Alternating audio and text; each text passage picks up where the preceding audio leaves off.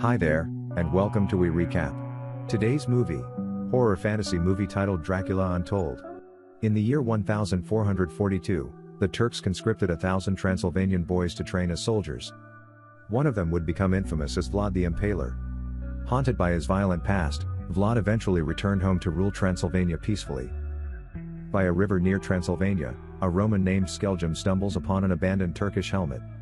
Vlad, the ruling prince of Wallachia and Transylvania, identifies it as a scout's gear, suggesting a looming Turkish invasion. Since the helmet drifted from upstream, Vlad suspects it originated from Broken Tooth Mountain. He commands his troops to ready themselves while he investigates the Turks' whereabouts himself. Accompanied by 2 soldiers, Vlad heads to the mountain. They enter a cave disturbed by fleeing bats. Inside, the cave floor is strewn with crushed bones and ancient armor. Without warning, something lurking in the dark snatches one of Vlad's men. Vlad and the remaining soldier attempt to flee, but the creature captures the second man. Vlad slashes at the attacker but is overpowered and tossed aside. He manages to crawl into daylight, where the beast halts, its blood on Vlad's sword vaporizing in the sunlight. Back at Castle Dracula, Vlad turns to brother Lucian for insight. Lucian tells the tale of a man who bargained with a demon for strength and was cursed to live in eternal darkness as a vampire. Vlad reunites with his wife, Morena, and their son, Ingress. Though welcomed warmly, Morena quickly senses something troubling him. Later that night, Morena asks about his injuries. Vlad blames wolves and laments the loss of his men. He recalls being sent to war as a child and expresses a deep desire to leave violence behind. Morena gently reminds him that even home isn't truly safe. The next day, their Easter celebration is interrupted by Ottoman General Hamza Bey. Vlad offers silver coins as tribute to the Sultan, but Hamza accuses him of killing their scouts. Though Vlad denies it, Hamza announces that the Sultan now demands 1,000 boys for his army.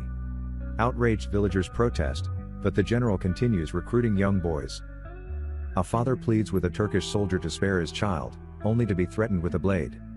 Vlad intervenes, pinning the soldier to the wall. Hamza Bey warns him that without an army, he cannot resist. He then leaves with the tribute. Kazan, Vlad's advisor, urges him to do what's necessary for their people's survival. That night, Vlad confides in Ingress that he was once sent to live with the Sultan as proof of loyalty. He promises his son there's no need to worry. Still, he confesses to Morena that trying to save the boys could lead to a bloodbath. Morena reminds Vlad that he and the Sultan were once like brothers and suggests appealing for mercy. The next day, Vlad meets with Sultan Mehmed II. They share drinks and memories.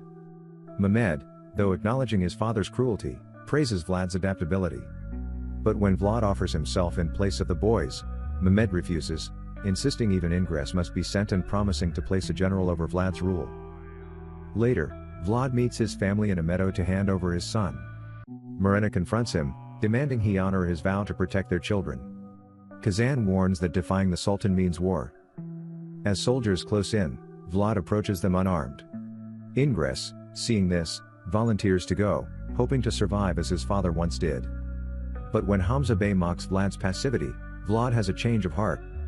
He tells Ingress to run, steals the general's sword, and kills the Turkish soldiers. Morena protects their son as Vlad wipes out the attackers. Kazan chastises him, but Vlad declares that no child should be sacrificed for a nation. He orders his family to take shelter in the castle and departs for Broken Tooth Mountain. Once again, he enters the cave. This time, the vampire reveals himself. He claims none have ever returned, and Vlad observes the remains to be countless.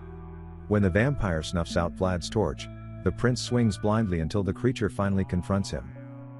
The vampire senses hope instead of fear in Vlad and tells him to hide his silver ring.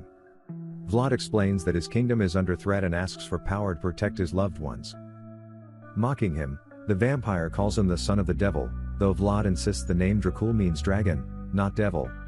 The vampire confronts Vlad with his brutal history and bites his neck, telling him he'll teach him what being a monster truly means. The vampire bleeds into a skull and offers it to Vlad. If Vlad drinks, he'll gain immense power, but with a deadly thirst for blood. If he resists that thirst for 3 days, he'll return to normal. If not, he'll turn forever, and the vampire will be freed. With no options left, Vlad drinks. He awakens near a stream, burns at the touch of silver, and finds that his injuries heal instantly. His senses heighten dramatically, He can hear spiders and see thermal signatures of animals. He retrieves his ring and wears it on a cord around his neck. Suddenly, he hears distant explosions. Transforming into a swarm of bats, he speeds back to the castle. When he arrives, his homeland is under siege. Reunited with his family, he rallies the villagers. He declares that though a weaker ruler might have submitted, he refuses to be defeated. The enemy cannons strike, but Vlad charges alone. With supernatural strength, he annihilates the soldiers in a whirlwind of fury. His men arrive to find the battlefield already cleared. Knowing more troops are coming, he urges his people to flee to Koja Monastery in the mountains. On the journey, Vlad struggles with his thirst. He isolates himself in a tent, where Morena attempts to comfort him. But temptation grows, so he pulls away and leaves. Skeljum follows him into the woods, recognizing Vlad's transformation. Instead of attacking, he cuts his own hand and offers his blood to serve him. Vlad refuses and warns him to stay away. The next day, Mehmed sees impaled bodies on the battlefield. Meanwhile, Morena wakes to find Vlad suffering. The silver ring burns into his chest, but he no longer bears any wounds. He admits he's now the monster from the cave and lets the sun scorch his skin to prove it. He promises he'll become mortal again in 2 days, if he can resist. Vlad asks Morena to lead the people to safety while he delays Mehmed, but the Turks ambush the villagers. Dmitri, one of Vlad's men, sacrifices himself to protect Morena and Ingress. As soldiers close in, Vlad in bat form arrives and rescues them. He comforts the dying Dmitri, resists drinking his blood, and continues the escape. At the monastery, Kazan berates Vlad, but Vlad silences him. When Lucian tries to expose him as a vampire, the people demand Vlad's death. They burn his tent, but Vlad walks out of the flames. He scolds their betrayal before Morena calms him. In the chapel, Vlad prays to resist the monster inside. Ingress offers him bread, and they share a moment.